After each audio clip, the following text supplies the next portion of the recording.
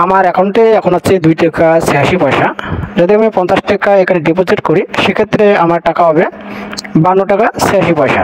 তো আমি একটু আপনাদেরকে লাইভ প্রুফ হিসেবে দেখাই। তো দেখেন এখানে মেনু অপশানে আসলাম, আসার পর এখানে মেসেজ দেওয়ার অপশান আছে, এখানে আমি ক্লিক করলাম। ক্লিক করার পর আপনাদেরকে আমি একটু দেখাই। দেখেন এখানে লেখা আছে অ্যামাউন্ট ডিপোজিট 50 টাকা। তো এখানে ডিপোজিট হিসেবে মেসেজ হিসেবে আপনারা দেখতে বললেন যে 50 টাকা ডিপোজিট করা যায়, এবং এই মেসেজটা কিন্তু ক্রেডিট করা কোনো না, এটা দেখেন আপনারা ডাইরেক্ট। এবং আমি আপনাদেরকে 52 টাকা 86 পয়সা এটাও আমি লাইভ প্রুফ হিসেবে দেখাবো।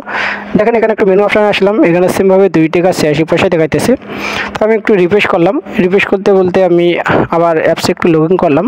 লগ ইন করার পর দেখেন করার সাথে সাথে আপনারা একটু লক্ষ্য করেন এখানে কিন্তু এখন যে লগ ইন হইতেছে, লগ ইন হওয়ার পর দেখেন এখানে কিন্তু 52 টাকা 86 পয়সা সুন্দরভাবে দেখাইলো। তো এখান থেকে আপনারা খুব সহজে বুঝতে পারলেন যে 50 টাকা ডিপোজিট করা যায়। এবং অন্যান্য ক্ষেত্রে আপনাদেরকে আমি আর একটু দেখাই, যেমন এখানে অ্যামাউন্ট অপশানে আসলাম, আসার পর একটু ডিপোজিটের যে সাইটগুলো আছে এখান থেকে যেমন ফার্স্ট বিকাশ এবং ফার্স্ট নগদ আছে, এদের উপরে যদি আমরা একটু ক্লিক করি তাহলে আমরা দেখতে পারবো যে এখানে সর্বনিম্ন 300 টাকা এবং এখানে 300 টাকা। তাছাড়া এবং ফার্স্ট নগদের ক্ষেত্রে যদি দেখি এখানে আমরা 150 টাকা।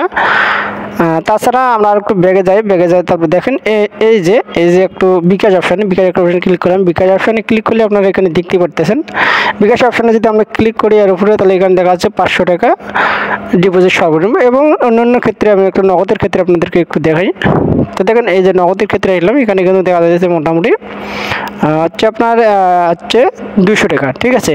তো এখানে আপনারা দেখলেন, এবং এগুলোর প্রসেসগুলো আলাদা। এগুলো দেখলে আপনাদের একটা নাম্বার দেওয়া আছে, নাম্বারে আপনারা দিবেন, ক্যাশ আউট করবেন, তারপর তাদের ট্রানজ্যাকশন নাম্বার দিবেন, তারপর ডিপোজিট করে দেখে তারপর আপনার অ্যাকাউন্টে কিন্তু অ্যাড করে দিবে। তো একটা মোটামুটি লং প্রসেস, এবং এখান থেকে যদি আপনারা কোনো ধরনের সমস্যা হন সেক্ষেত্রে কিন্তু আপনারা রিকভারি করতে তাদেরকে ইমেল করতে হবে, নানান ধরনের সমস্যার সম্মুখীন করতে হবেন।